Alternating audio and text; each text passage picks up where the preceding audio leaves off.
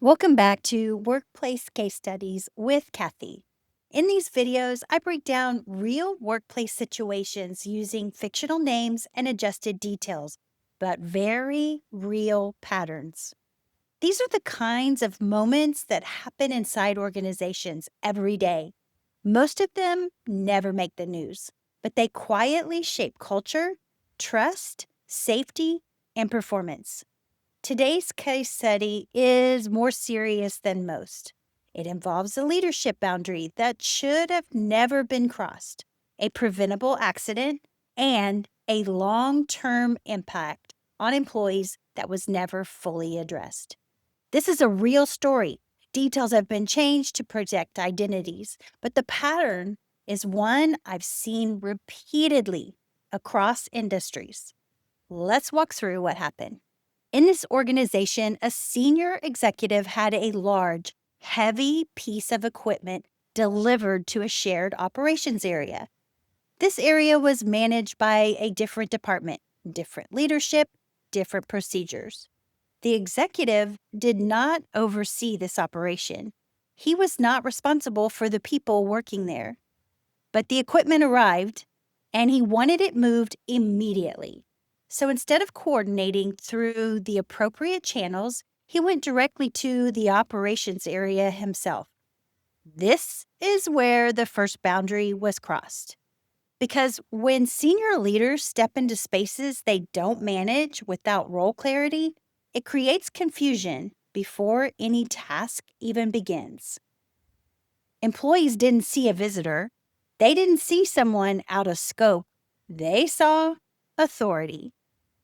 The executive instructed a frontline employee to move the equipment using machinery that was not designed to handle the load. This employee did not normally operate equipment of this size. Her role focused on routine intake and basic handling.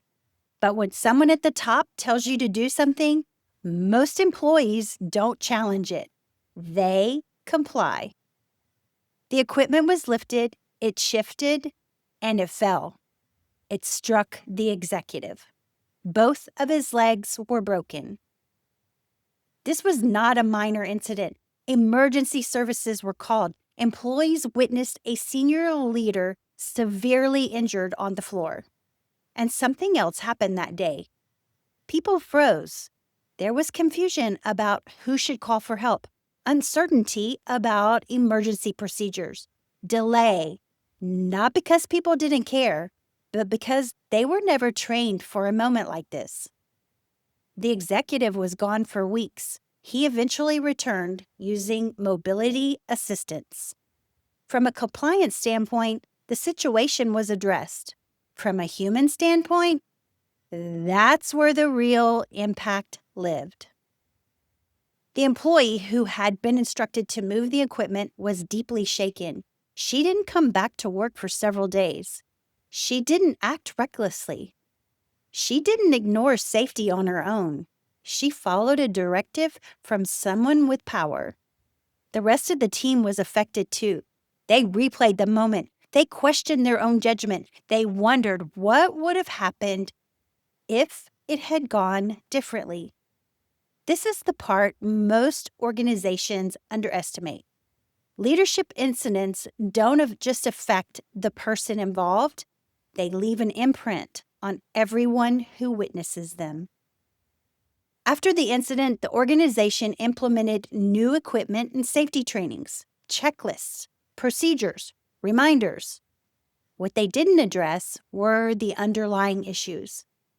There was no conversation about leadership boundaries, no clarity around who has authority where, no acknowledgement of how hierarchy pressures employees to comply, even when something feels wrong.